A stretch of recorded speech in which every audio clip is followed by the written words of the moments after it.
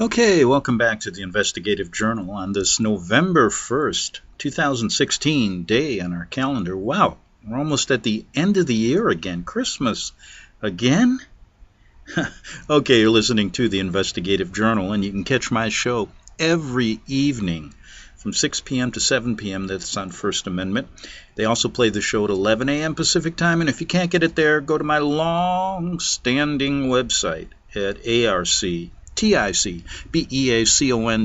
How fast can I spell that? arcticbeacon.com, arcticbeacon.com. And you can get shows, yes, going back over a decade, on a subject that nobody talks about. In fact, today I went out, walked my dogs early this morning, and asked 10 people, what does the Vatican-led New World Order mean to you?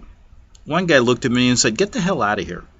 Another one looked at me and said, I don't even know what the hell you're saying. It's early in the morning. Get me a cup of coffee. Well, maybe I picked the wrong time to say it. But anyway, people don't know. They have no idea. They think the Vatican is this really cool little place in Rome with all these priests running around. Oh, they hear about the pedophilia and all that. But that's standard in our society now. All of our politicians are the same. All of our media people, they're the same perverts as well. So basically, it falls on deaf ears, but you can go back and get shows. 10 years on what I call the Vatican-led New World Order. The serious stuff about it, also some of the personal experiences I've had by living and working in Rome. And right now, this is part 21 of what I call the greatest Off Broadway stage play ever created in the history of mankind. Part 21. The presidential selections or elections, whatever you want to call it. And we only have a week to go. Next Tuesday, the final results of this movie, and that's what I call it, a movie that they're producing for us, will be known. And then we'll get on to some more of their sitcoms and staged shows that people believe are true. Let's have some fun with this today, because I don't know about you, but I have what's called presidential election overload. Too many serious subjects for too long of a time, and you just get so fed up with it that you can't listen anymore. And this particular movie that they're putting on this year, wow, they have deluged us with every possible thing they could to basically, one, get people interested in politics again, because they hate it. Most Americans, I went out today while I was asking about the Vatican-led New World Order. I asked a couple political questions, and, there's a guy that doesn't even know who, I swear to God, I said, what president fought against slavery first? They didn't know. I mean, come on. What are they teaching these people these days? I mean, is it too much to ask that people read history? Well, it is if everybody's glued. The guy that I talked to was playing Pokemon. Yeah, they walk around the park looking for fake figures running. And that's what I'm talking about, fake figures. Yeah, digital figures. The world is just a stage, folks. Even whoever wrote Shakespeare's plays said that. This world is a stage, and I'm just showing it to you, so let's have some fun with it today. And let me first give you my premise, that since the beginning, we can go back to the theatrical performances of the Jesuits back in the 1500s, to this day in 2015, they've been preparing how to make this world a fantasy land for us, but to get us to believe it's true. And then ask the question, do you have an escape? So let's, yes, I have an escape. Yes, I have an escape. And we're going to talk about a movie that talks about this subject, and I'm going to make my point. So let me make it early. We're going to have some fun, talk about did you ever see the movie The Truman Show? It has a lot to do with what's going on today, and I'll explain that later. But do we have an escape when you realize you're living in a fantasy land? Oh, I have one. I had a good one. Yesterday afternoon, I didn't mention this on my show yesterday, so I was too busy talking about other escape plans from this fantasy land they created. But I said, what can I do today? I need a new pair of shoes. I haven't been to a shoe store in, I think, 10 years. I really mean that. The last time I went to a shoe store, I think it was in Colorado somewhere, and my girlfriend at the time forced me to buy a pair of shoes because she didn't like the shoes I was wearing. And in fact, she bought them. And I still have them. I think I've only worn them 3 times. I guess, I have this kind of, I don't know if you're like me. I've been a bit neurotic, people have said, in my life. I still have clothes. For example, my brother got me a new sweater for Christmas in 2006. I still haven't worn it.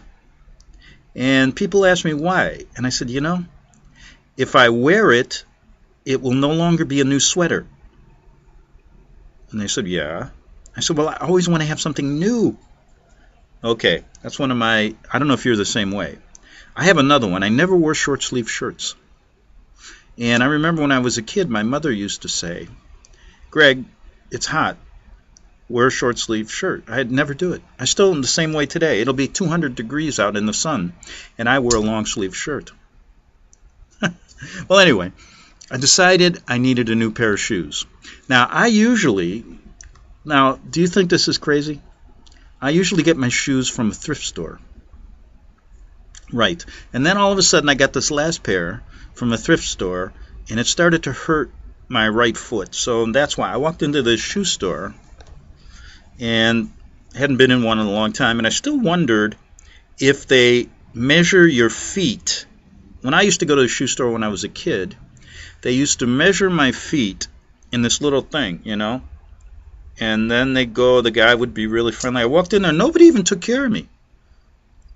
I'm going, what are you supposed to do here? And somebody walks by with a cell phone, talking. I said, do you work here? And he goes, yeah. I go, well, would it be too much to ask if I get my feet measured before I buy my shoes? Because it's been a long time, and there's something wrong. It seems like the right one hurts and the left one doesn't. And he goes, well, okay. And I think he looked at me kind of funny, and I think he thought, oh my God, this guy probably hasn't washed his socks. I'm going to get some kind of disease. Well, anyway, luckily that day, I'm smart. Every time before I go to a shoe store, I change my socks. Make sure they're nice, clean, and white. Now, you're probably wondering why I'm doing this. I said I was going to get into the presidential elections. Well, I'm looking for an escape today, and I hope you do the same. Because at this particular juncture, there's not much more. We've been talking about this for months. So what else can I say? We talked about the characters. We've talked about who wrote the play, the Jesuits, who runs the country, who runs the world, the Vatican, and how today I thought I'd give you a little bit of an escape, how I get escaped, then get back to my point that you're only living in a movie. What's your role? Well, I'm a movie reviewer. What's yours? Are you one of the main actors in the play? Are you a stage director? Are you basically an extra who doesn't give a damn about anything, doesn't watch the movie? Or are you one of the extras that actually participates as a part of this movie, as a little pawn in the game that they've created for us? Well, anyway, so I'm escaping yesterday, and I'm in this store now, right? And he says to me, I said, okay, measure my feet. So I take my left shoe off. And he looked at me. Most people take their right shoe off first. I've always done the opposite. I always do the backwards thing. If you're supposed to, button your shirt from how do you button it? Top down or bottom up? That's a good question, right? But anyway, so I take my left shoe off. And he says, size 10. I put it in that little foot thing. I get, well, can you measure my other foot? Because that's the one that hurts. So I take my other shoe off. And guess what? It's a size 11. And I said, oh, I asked him, this one's 11, this one's 10. okay, can I get one size 10? I finally picked my shoes out now. And I made sure that my toenails were cut so that one wasn't longer than the other to give a false size. And I said, can I, I've never had this problem before, but I think I need a size 10 on the left and a size 11 on the right. And he says to me, okay. So he goes out and he brings 2 boxes out. And I put the one on the left first. That feels good. Then he takes the 11 on and put that. Hey, it's great. I said, fine. And so then we start going to the counter, and he's bringing both boxes. And I go, what are you talking about? He goes, well, you got to buy both. I go, I don't want to buy 2 pairs of shoes. I want to buy 1 pair of shoes that fit my feet. Well, he says, well, what are we going to do with this other pair? You have to buy 2. And I said, have you ever seen this problem before? And I think he was lying, to be honest with you. I really do think he was lying. There have to be, do you know anybody that has one size bigger than the other? Now, I'm older now, so maybe somebody told me, well, maybe one of your arches fell, or whatever. So I'm arguing with, I said, I'm buying 1 pair of shoes. I said, have you ever seen this? He says, no, I've never seen this problem. I don't think so. Something was up. I said, something was up here. And I wasn't going to buy 2 pairs. So I said to him, I said, listen, I'm going to go around to other shoe stores, and I'm going to see what they say. Because there has to be a solution to this. I'm not buying, what am I, well, he said, well, listen, if you do that, then when these wear out, you got a 10 and 11 on the other. I go, now wait a minute. That would be wrong. Because now I would have the opposite, right? I'd have the bigger one on my left foot and the smaller one on my right. Now we're all confused. So I walked out of there. And I have not yet gone back to see if I can find a shoe store that will allow me to buy only 1 pair, even though my 2 feet are different sizes now. I know one of my ears is a different size. That I know. And I never thought my feet would be. So, anyway, I just wondered, that's how I escape their movie set, their fantasy world that they've created for us in this big, huge movie. And that's also how I kill 12 minutes, 15 minutes of a 30-minute segment. But obviously I think people really need a break from what's going on. All of this negativity. I mean, that's all you hear. You turn on the TV, it's one scandal after another. It's the whites fighting the blacks. It's, I turned on today, and then we got this huge, war going on in the Middle East. There's a bloodshed, killing. It never ends. And that's the real interesting thing about the movie they make for us. They've turned it into their reality so that we are the recipients of the craziness they make us believe. And the 2 characters in this presidential election are forming from the top down the major things in this movie that we have to deal with in our life. Now, to have some fun with this, how do you get out of this movie? Is there an escape to reality? I mean, look, you wake up every day. They've created this kind of false reality. How have they done it? Well, indulge me for a minute. Let's go back and talk about the media. Remember, I've never heard so much negativity coming from the main actors. The media has become a main character in this because I think the public's... there's been a cultural significant change regarding the media. We all know it's crooked, but it's getting to a point where people are starting to go, wow, these people really, they're routinely giving us public opinion, routinely creating fictions that masquerade for facts. And this change has taken place, large measure, because the media itself has become so powerful. We talked about that, right? And so out of control there's no longer any way to keep it under wraps. Now, one of the actors in the movie, Donald Trump, has brought that out. I've never heard somebody lash out at the media so much. And so we're getting an idea how they have manipulated us, not only through politics, not only through movies and television and all of these entertainment conglomerates, revealing how amoral our culture is, how we've become. I mean, they've set us, they've created the boundaries that we live in that aren't true. But we believe them, and so they are true. Now, Hollywood has come out with the Truman Show. And that kind of interesting. Hollywood telling us that the media and the politicians are creating this contrived world. Yeah, that's what it did, the Truman Show. And if you haven't seen it, it's worth watching. It shows us a character who also challenges, but he ultimately escapes from this contrived world that's an invention of the media. Now, what does this movie convey?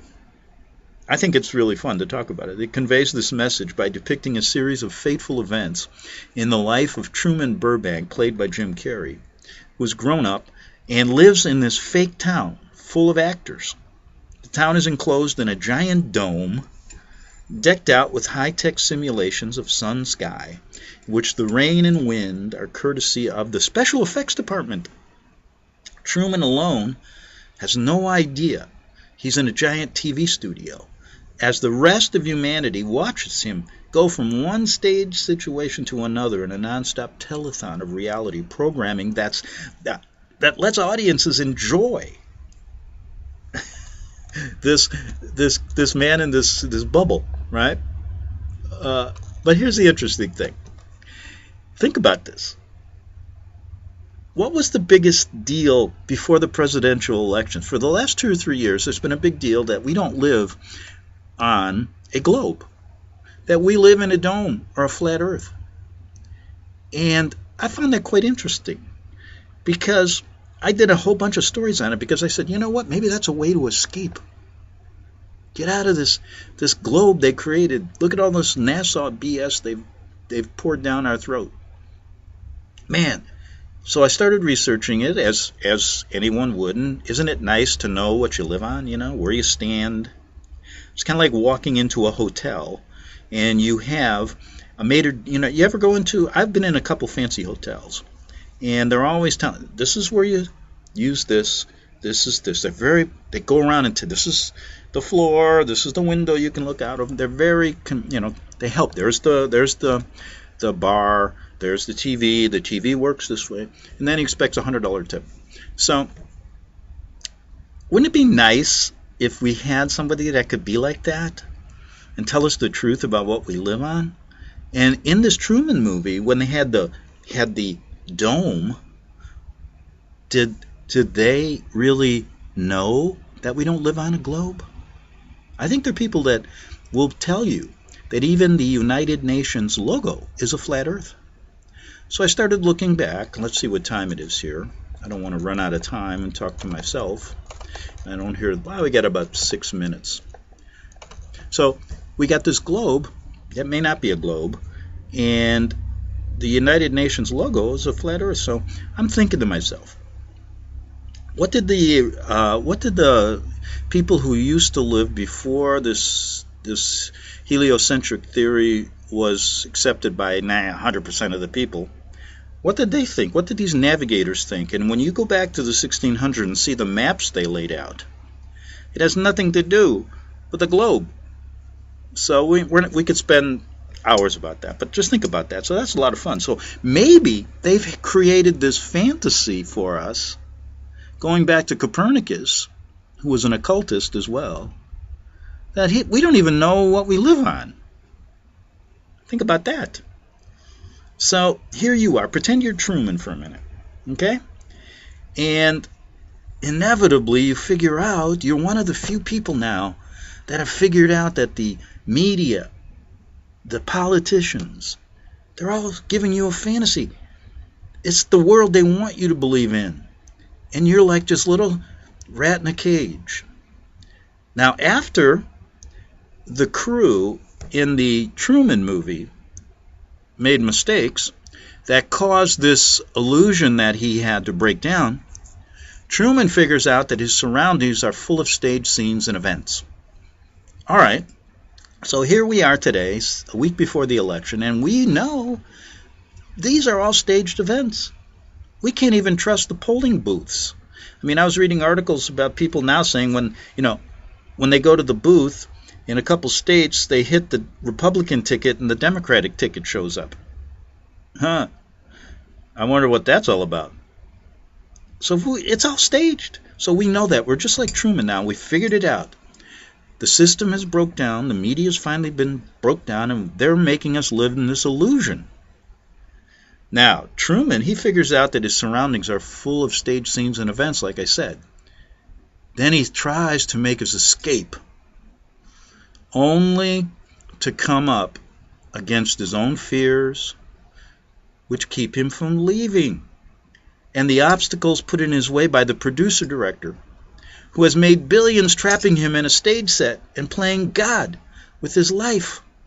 So here he is. He realizes it, but his own fears keep him from leaving the staged world. Now, what would that remind you of if you think of yourself as Truman? You're afraid to tell even people that this world is staged. The politicians are controlled by somebody else. Who are they? I say it's the Vatican. We can't break down that fear, can we? We can't even talk about it. And they tell us it's hate speech. But it keeps Truman from leaving. And I think it keeps you from getting to the truth. In the world, in the stage world they've given us, they put up so many obstacles in our way. The producer, director, the Vatican, the Jesuits have put up so many obstacles in our direction. And they've made billions, trillions, quadruple trillions by trapping us in the stage they set, and they are playing God with our lives, just like Truman. Thus, doesn't this offer let me see how much time. I didn't think it'd be so much fun. Never know how much fun you can have. I was an only child, so that's why I like doing radio. I used to have to play everything by myself. That's why I love dogs. My first dog was my first brother, right? But anyway, so it isn't strange for me to be doing radio. I'm trying to kill a minute and a half here because I want to get back with this metaphor that's really important, and I don't want to break it off. So people that know me said, "Wow, why do you don't listen to me when we talk?" I've had to learn how to do that, to be honest with you. I've been a terrible listener, and the reason is I talk all the time. So it makes me really hard, and I know that. I'm the first one to say, listen, if I met me, I wouldn't like me. I really mean that. I would not like me. I don't listen well. Are you one of these people like me? This person's talking, I'm also thinking about my answer or what I'm going to say or what he's going to say next, or I'm distracted by something that I'm thinking about. And I'm really working on paying attention. That's why I do interviews with people. And then the person that knew me privately used to say, you are a better friend to people on your radio show than you are to me. And I go, I got to work on that, and I have been working on that. So we're all out of time for this first half hour. Let's come back and talk about the presidential elections or selections, this stage play they have created for us. Back in 3 minutes.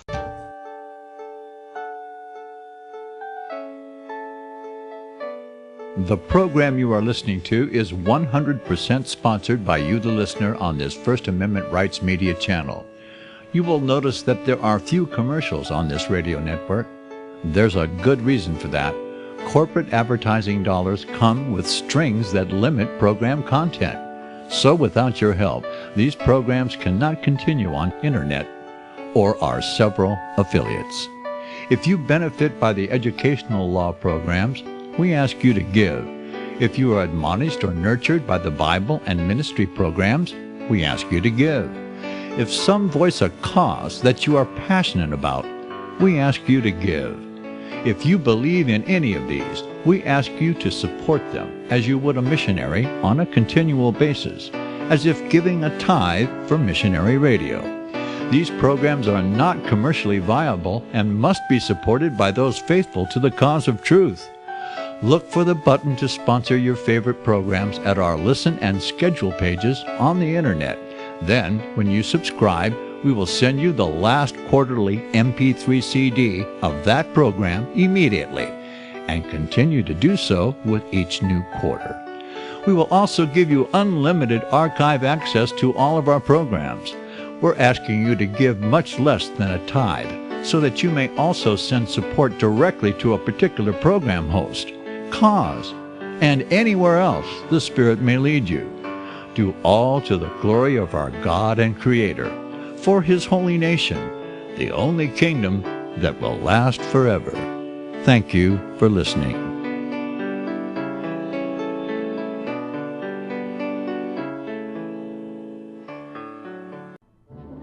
The book of Revelation says, "The spirit of prophecy is the testimony of Jesus Christ." This is at the very heart of FirstAmendmentRadio.com. In that spirit, we have created the Prophecy Reality News app for all of your mobile devices, streaming First Amendment Radio 24 hours a day, 7 days a week. Available for your Apple, Android device, and smartphone, absolutely free. Get the Prophecy Reality News app installed today so you can listen to First Amendment Radio wherever you are. The Prophecy. Since the beginning of time, kings have sought it, nations have fought for it. It has been traded, it has been borrowed, it has been purchased, it has been stolen. There's a reason for it. To secure the blessings of liberty to ourselves and to our posterity, invest with the security of gold and silver. Call Discount Gold and Silver Trading at 1-800-375-4188 or visit DiscountGoldandSilverTrading.net. Listen to Financial Survival with your host Melody Cedarstrom right here on FirstAmendmentRadio.com at 4 p.m. Eastern or 1 p.m. Pacific Time. Visit DiscountGoldandSilverTrading.net or call Discount Gold and Silver Trading at 1-800-375-4188. Toll free 1-800-375-4188. Okay, welcome back to the second half hour of the Investigative Journal, and let's get right back to what we were talking about. We're talking about the presidential elections, how this is a staged event, another one of their movies they're presenting in their ongoing movie of life that basically is their fantasy. They've created for us this reality show, and we, by believing it, we make it real. But what about when you realize that you're living in this fantasy and you want to escape? So we're talking about how it relates to the Truman Show, if you ever watched that movie. And hopefully if you didn't, after I do this, you go look at it. It's interesting. But it offers a great metaphor for our own situation. And this fake landscape Truman lived in is really the fake landscape which the media, the news, politics, advertising, and public affairs are making increasingly, putting us in the same fantasy made up of theatrical illusions. And it's also like this, when you're a kid, remember? It's like your parents are basically defining your world as a child, right? And it's the same thing. So we're like little kids, and they're defining our world, and we're supposed to be adults. Now, our media landscape, it's convincing in its realism, isn't it? Everything they do seems real. The storylines, the high-tech way they do it, just like they did it in the Truman movie. They even created the sun. They created the moon, the rain, the whole shot. Maybe they're doing that to us. Maybe they've told us the sun is like billions and billions of miles away. But if you know how to use a sextant, which the old navigators did back before they had GPS, they said it's only like 3,000 miles away. So who are you going to believe? I took a sextant out. I know how to use one. And it said it was about 3,000 miles away. Wow. So are they creating this illusion? Do I want to get out of it? Oh boy. It's interesting. Now, just like Truman's, he had a fear of leaving this invented world once he realized it was a fraud. What about you? Do you have a hard time leaving it once you realize it's all a fraud? Or do you think like it's only part fraud? Oh, there's a good side to it. It's kind of like, oh, I know that NASA is crooked. I know they're getting billions of dollars, and all of their stuff doesn't make any sense, but I'm going to believe them anyway because they really show us it's great. They know how to do it. But you won't believe an old navigator, somebody who saw it with his own eyes and tells you, no, the world's not a globe. It's up to you.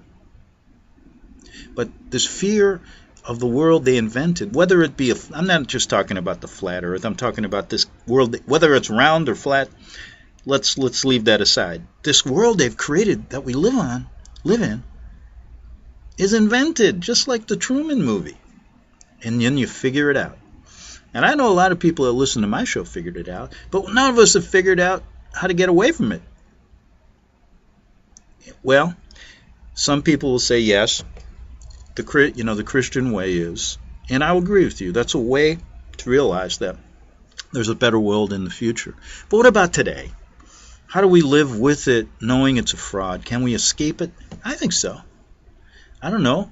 We'll get to that maybe. If I come up with something, I said that and I'm going, holy cow. Do I really know? I don't know. So Truman had this growing suspicion that what he is seeing is staged for what he thinks is, wow, it's for my benefit. They're fabricating these illusions for us to break it down, but it's really for our benefit. Now, remember this though. Is it for your benefit? That's one argument people will make to you. Oh, they're doing it there. It's all staged, but they're doing it for me. It's a great world. I've got enough to eat, blah, blah, blah. But the producer-director in this stage world set by Truman blocked Truman's effort to escape. And do you think that the giant media companies, the media politicians that have a stake in keeping us surrounded, us people now surrounded by these falsehoods, are prepared to lure us with some kind of rewards as they block our efforts at reforming the system, the fake system they've created for their benefit? That's a possibility. I think it's a strong possibility. What this metaphor life is the way the movie depicts two attitudes we take towards the media. In one, we are absorbed by it. We accept its rendition of reality because it occupies our view. So that's why a lot of people will believe exactly what Trump is saying, and others what Clinton is saying. They have a view. They have a vested interest maybe in thinking this way. But isn't it like we're like children listening to them as if they're our parents? The fabrications and the fact that they are basically entertaining us help us induce this attitude in us. Don't you experience it when you read a news story, watching TV and movies? I've had to watch this movie, this presidential election, for months now. And there are times that I actually think this is real. Yeah, they got me kind of, God, I'm listening to it and I'm absorbed at the moment, the way they present it. And I believe it at times. And then I shake myself and I go, well, listen, you've been in this, you've been a movie reviewer for years, you know this isn't real. And I shake myself out of it. But can you imagine somebody that hasn't had that kind of experience like I have? Or maybe you, the listener, that's been doing this for a long time? Boy, it's a sad experience because maybe these people will die not knowing it was a falsehood. That's bad. I may die not being able to figure out a way out of this Truman movie, but at least I know that it's a fraud. Now, in the second attitude you can have, remember I said there are two attitudes? You can distance yourself from all of this BS. You can distance yourself from the movies. You can distance yourself from politics. I meet many people, they don't watch it. I ask a couple of people, I don't even know who's running. They distance themselves. They basically are so fed up that they can't listen anymore. And they start examining their meaning and trying to understand the intentions through, I don't know how. Some people just isolate themselves, become hermits. Others start looking for information on the internet. Can I find at least two people that believe what I believe or think what I think? And perhaps there's a little bit of freedom in that, possible. But the real deal here is, in life, think about this. We usually many people are switching from one attitude to another, switching from one belief to another, often mixing their beliefs together, changing from one day to the other. You may one day believe this, and then you see a TV show or you listen to the news broadcast and you're absorbed by it, and all of a sudden you believe what they believe. Then something jars you out of that. The spell breaks down, such as a breakdown in the illusion, in the expressions, ideas we disagree with. Then what do? We suddenly distance ourselves from that. We look for something else, constantly still in their trap. And perhaps that's the intentions of the creators, the Jesuits, and the Vaticans of this movie, to constantly create this confusion in us. Now, are we ever going to get to the bottom of really what all of the things they're doing? No. There's a select group of people, folks, that run this world. And they've been doing it for a long time. And you could spend your whole life trying to figure out everything. You're not. There's going to have to come a time in your life where faith takes over. And you get out of this chaos. You get out of this,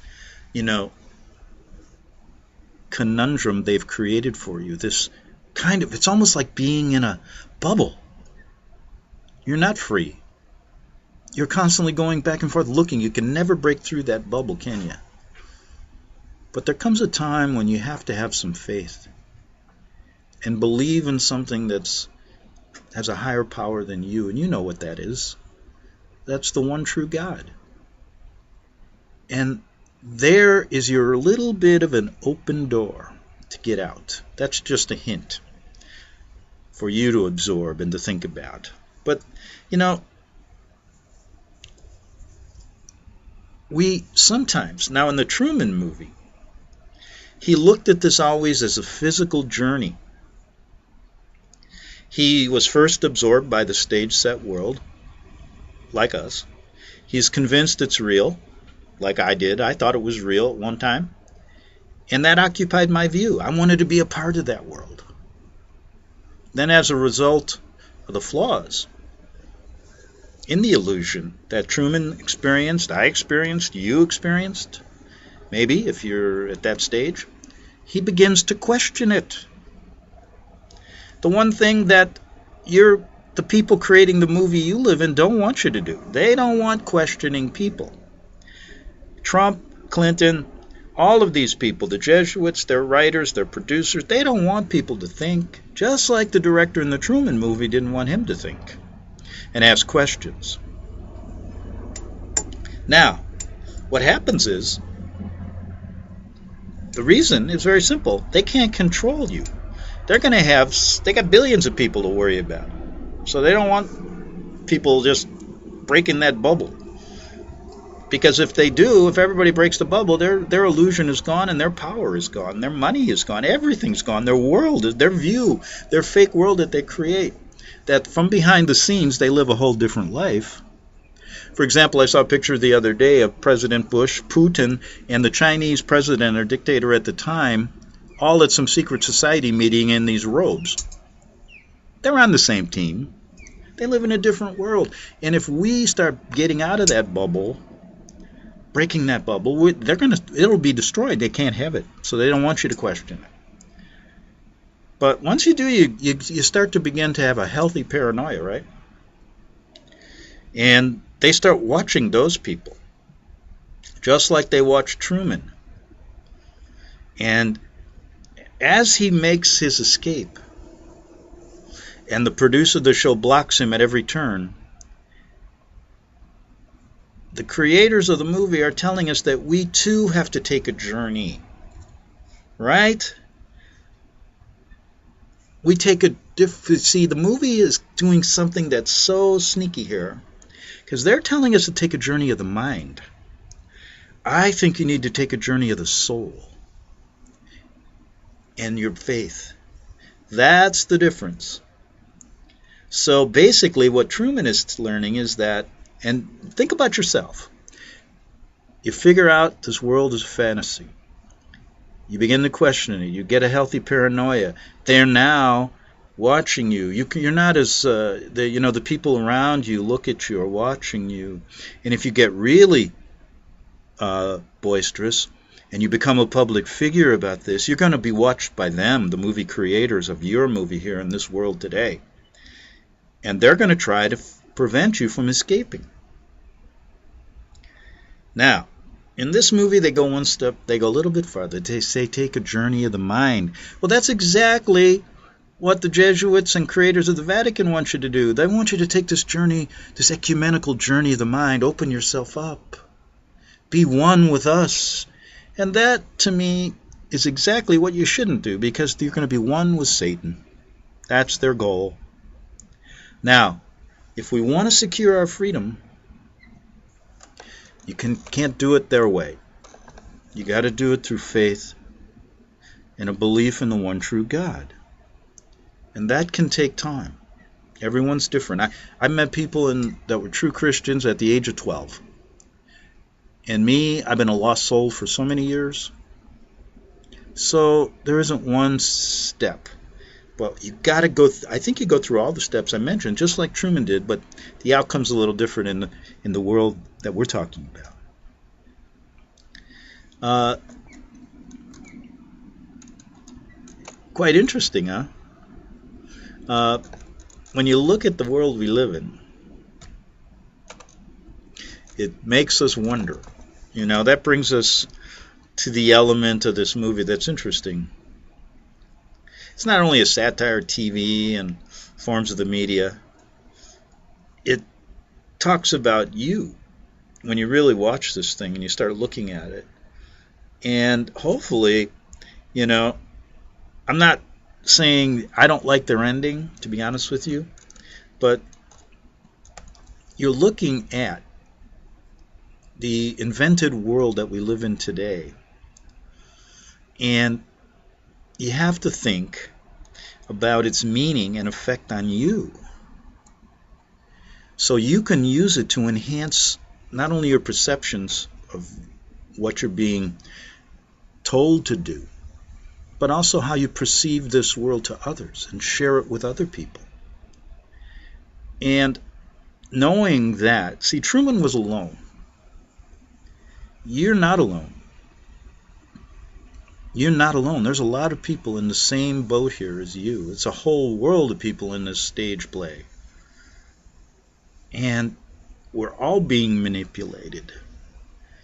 And we have to be critical, create a distance from the manipulation, and then look to get out of it. Get out of the beast is what the Bible said. Do not associate with the beast. Do not do anything with the beast. Associate with me, the one true God, and others who believe in that. And that's the walk of faith that the Truman movie doesn't get into.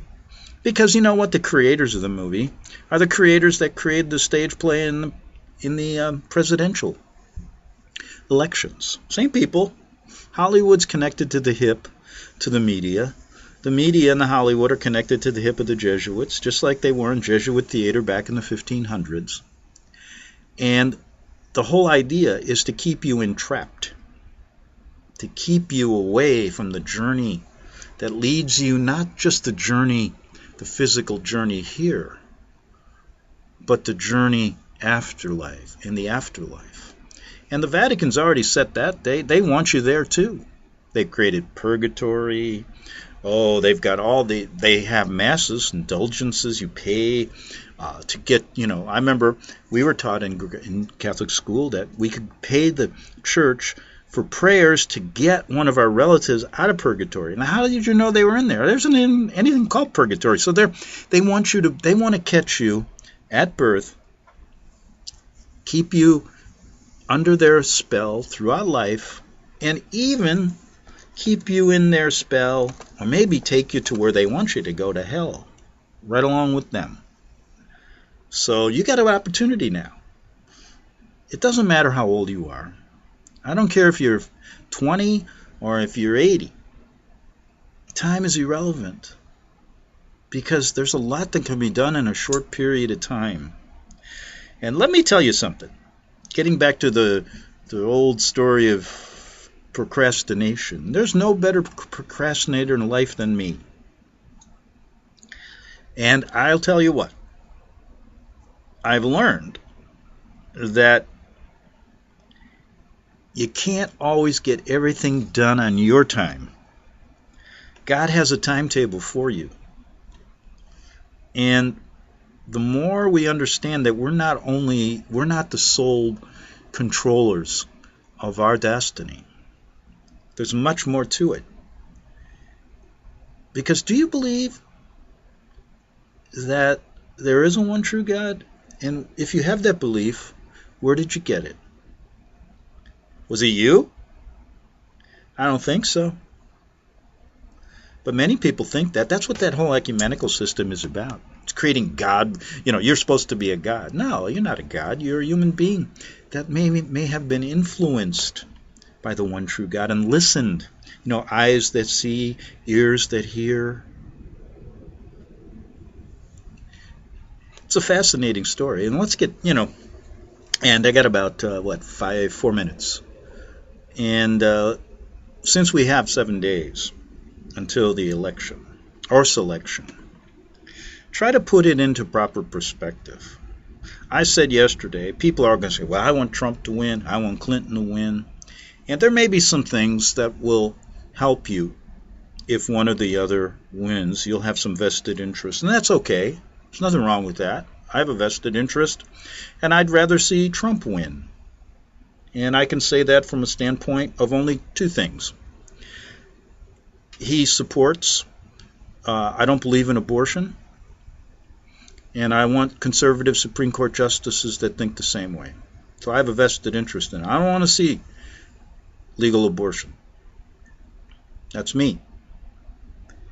Now, but it isn't a total answer, because there's much more to it. Much more to it.